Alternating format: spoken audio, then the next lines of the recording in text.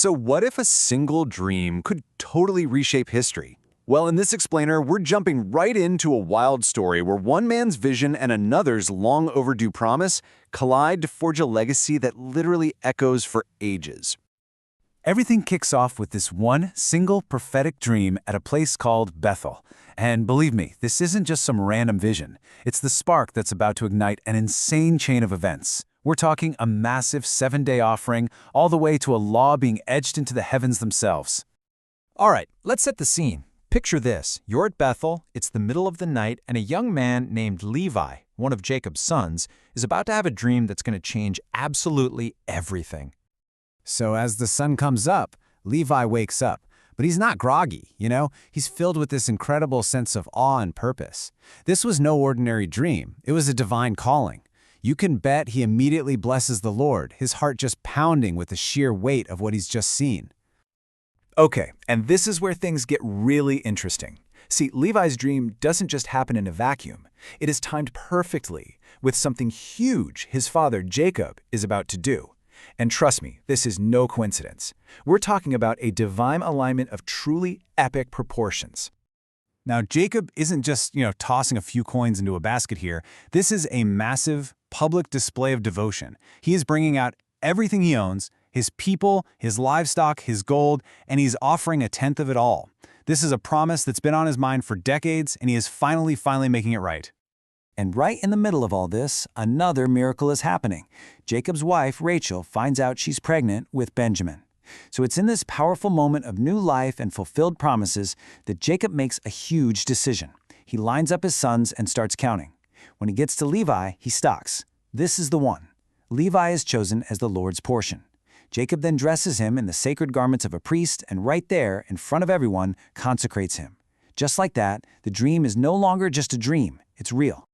To really seal this sacred moment, Jacob kicks off a 7-day ritual of absolutely epic proportions. It all starts on the 15th with a massive wave of burnt offerings, beginning with 14 oxen. And believe me, that is just the warm-up. The sheer scale of animals being offered here is just staggering.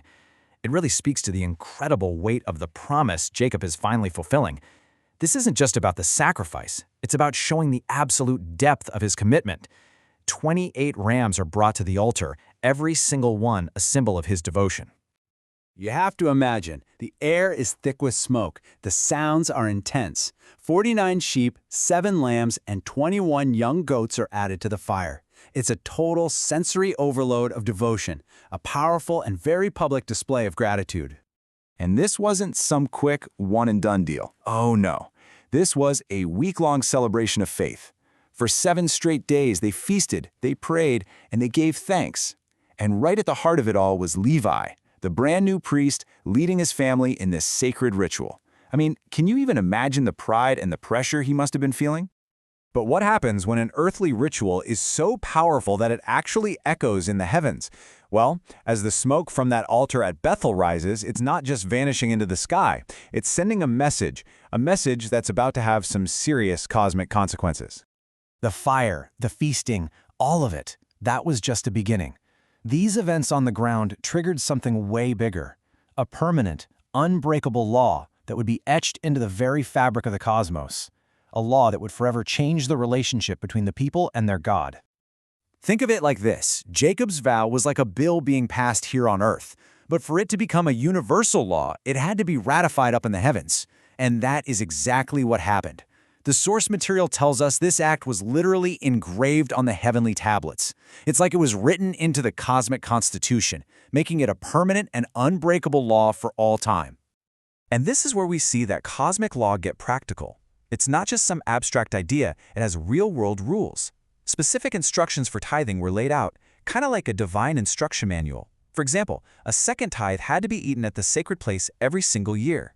And you couldn't just let it sit around. You had to consume it within the year or it was considered spoiled and had to be destroyed. It's all about keeping the offering pure and sacred. And this is where it all ties together. This law isn't just about giving, it's about creating a sustainable system for the priesthood. It makes sure that the priests, Levi's descendants, will always be provided for. And in doing so, it takes Levi's dream and transforms it into a living, breathing, perpetual institution. The dream is now reality, not just for Levi, but for all his future generations. So after an event that big, you'd think the story would end on a high note, right? But life is rarely that simple. After the cosmic high of the heavenly decree, the story comes back down to earth, and with it come the realities of life, death, and what we leave behind. Jacob totally gets how important this place, Bethel, has become. It's not just where he had a dream anymore. It's a sacred site where heaven and earth literally met. So he immediately starts making plans to preserve it. He's going to build a wall around the courtyard, not to keep people out, but to set it apart as a holy space for all his descendants to come and worship. But right as Jacob is building this legacy of holiness, he gets hit with this wave of personal grief. The very next night, Deborah, the woman who had been like a second mother to him, his own mother's nurse, she passes away. And so this place of celebration and consecration now becomes a place of mourning, too. It's just a powerful reminder that even in our greatest moments, sorrow is never really that far away. And so, with the vow fulfilled, the priest ordained, and the law etched in the heavens, this chapter of the story closes. Jacob sends gifts to his father, he reunites with his mother, and he leads his family to a new land, for a new beginning. But this isn't the end of the story, not by a long shot. It's just the start of a new chapter, one that will be completely shaped by everything that just happened at Bethel. And so we're left with this really powerful question: how much of our own destiny is shaped by the dreams we dare to have and the promises we actually choose to keep? This story reminds us that sometimes a single act of faith, one moment of true devotion, can have a ripple effect that echoes through generations, changing the course of history in ways we can't even begin to imagine.